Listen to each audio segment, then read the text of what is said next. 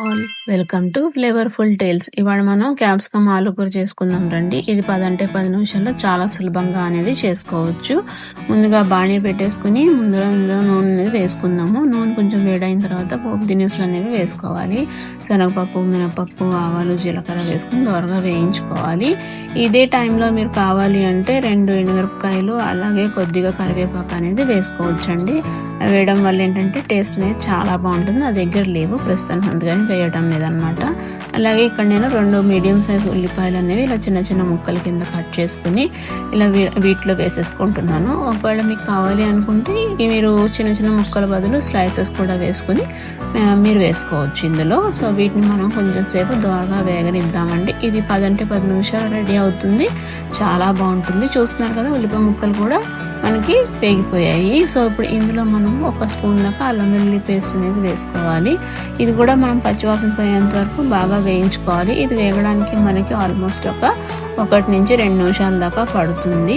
ఒకవేళ మీ దగ్గర అల్లం వెల్లుల్లి పేస్ట్ లేకపోతే మీరు ఈ పార్ట్ని స్కిప్ చేసేయచ్చు. కానీ అల్లం వెల్లుల్లి పేస్ట్ వేయడం వల్ల ఏంటంటే మనకి కూర అనేది రుచి చాలా బాగుంటుంది. ఇది పొద్దున్నే పిల్లలకి స్కూల్కి వెళ్ళేటప్పుడు లంచ్ బాక్స్లో కానీ మనం ఎక్కడికైనా వెళ్తున్నప్పుడు కానీ మనం చేసుకుని తీసుకెళ్తే చాలా ఈజీగా తొందరగా అయిపోతుంది అనమాట. అండ్ టేస్ట్ కూడా చాలా బాగుంటుంది. సో ఇప్పుడు ఇందులో మనం కొంచెం 1 స్పూన్ అంతా పసుపు కూడా వేసుకున్నాము. ఈ పసుపు వేయడం వల్ల ఏంటంటే మనకు కలర్ బాగుంటుంది. సో పసుపులో ఉన్న పచ్చివాసన పోయేంత వరకు మనం దీన్ని బాగా వేయించుకోవాలి. అలాగే మనం తీసుకున్న 3 ఉల్లిపాయలకి నేను ఇక్కడ 3 టమాటాలు అనేది తీసుకున్నాను. ఒకవేళ మీ దగ్గర ఉంటే 4 టమాటాలు కూడా తీసుకోవచ్చు. బాగుంటుంది, టేస్ట్ అనేది బాగుంటుంది. గ్రేవీ అనేది యాడ్ అవుతుంది అనమాట మన కూరకి. సో వీటిని కూడా బాగా వేయించేసుకున్నాము. వేయించేసుకుని వీటిని ఒకసారి మూత పెట్టేసి మగ్గనిద్దామండి. 5 నిమిషాలు పడుతుంది మనకి టమాటా మెత్తగా అవడానికి. సో తర్వాత ప్రాసెస్ అనేది చెప్తాను. సో చూస్తున్నారు కదా, మూత అనేది పెట్టేద్దాము. సో ఇది మనకి మగ్గడానికి 5 నిమిషాలు పడుతుంది. ఈలోగా మనం ఏం చేద్దాము అంటే నేను ఇక్కడ 2 క్యాప్సికమ్లు తీసుకున్నాను. అలాగే 3 బంగాళదుంపలు అనేది తీసుకున్నాను. మీ ఇష్టం అండి క్వాంటిటీ అనేది. క్యాప్సికమ్ ఎక్కువ కావాలంటే క్యాప్సికమ్ ఎక్కువ తీసుకోవచ్చు, లేదు ఆలు ఎక్కువ కావాలంటే ఆలు ఎక్కువ తీసుకోవచ్చు. సో ఇలా మెత్తగా మగ్గిపోయింది. చూస్తున్నారు కదా, టమాటా అనేది మాకు గుజ్జుగా అయిపోవాలన్నమాట. గుజ్జుగా అయిపోవడం వల్ల ఏంటంటే మనకి టేస్ట్ అనేది చాలా బాగుంటుంది. సో ఇక్కడ చూస్తున్నారు కదా, నేను 2 క్యాప్సికమ్ అనేది తీసుకున్నాను. 2 క్యాప్సికమ్ ఇలాగా చిన్న చిన్న ముక్కల కింద కలుపుకున్నాను. అలాగే 3 మీడియం సైజ్ బంగాళదుంపలు కూడా తీసుకున్నాను. తీసుకుని వీటిని ఇప్పుడు బాగా వేయించేసుకుందామండి.